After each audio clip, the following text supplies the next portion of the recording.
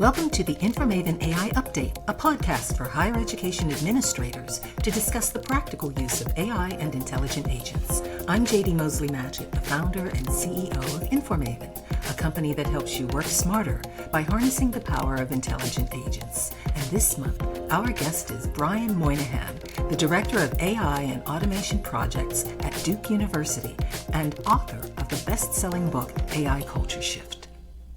What are the biggest barriers to AI integration? Okay, you've developed frameworks and innovation networks that are designed to guide AI adoption.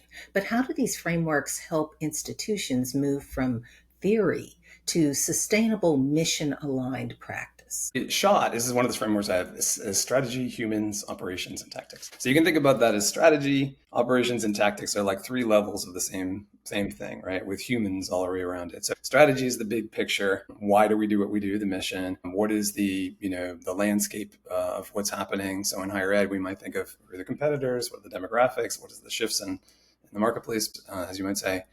And then humans are all about this human element. It's really important that we think of the humans when we're part of this process. Who's affected? How do they feel about it? How do we align them? Where are they seeing strengths, opportunities, weaknesses, threats, the kind of classic model.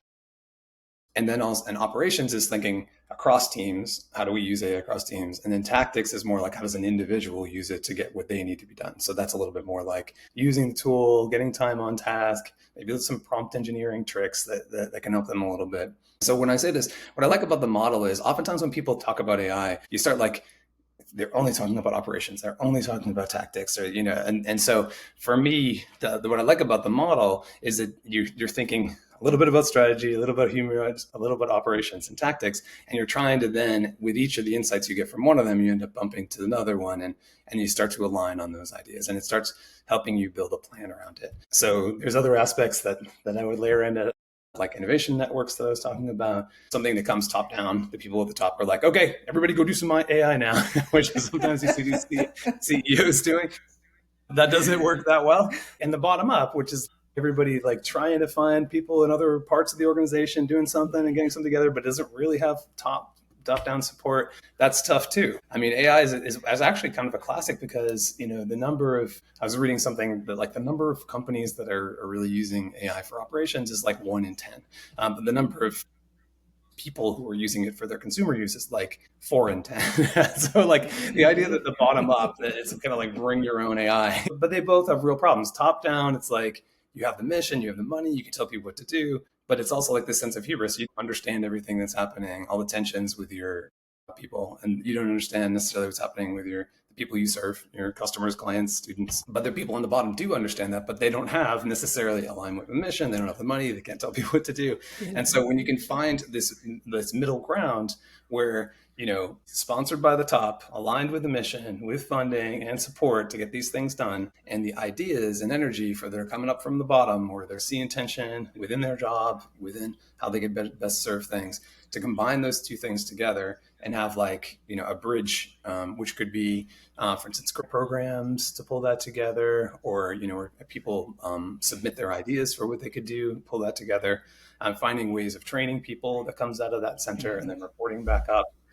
And when I say innovation networks, I think that like, the classic org chart as we think about it tends to be this pyramid, right? Where there's the top and the bottom, and there's, the way I like to think about it is like, if you think about all those different people in those places, and then other resources you have, maybe like money or from different places, et cetera, you could think those as like nodes in a system, right? And so if you have one set of nodes and they're like sparsely connected, you're going to have one set of outcomes. You have another set of nodes that are really densely connected, you're going to have another set of outcomes. And generally the densely connected ones work a lot better. And if you're thinking about where you're going to invest, you don't just like randomly pop something somewhere. You think, okay, this is our network. How do we best connect them? How do we add to that?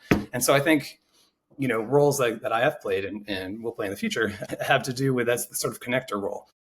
which at a university can often be seen like, well, this is bloat, right? Like, this is not a faculty member teaching a student. Like, why is this person being paid to do this? And so I think that people in those positions, such as myself, really need to say that connector makes the best use. There's basically waste. If these things aren't connected and working in alignment, then there's huge waste. So we need to show that there's like really actually phenomenal return on investment that can come between, connecting them wisely and thinking about where to invest on top of it. Please visit InforMaven AI to hear the entire interview.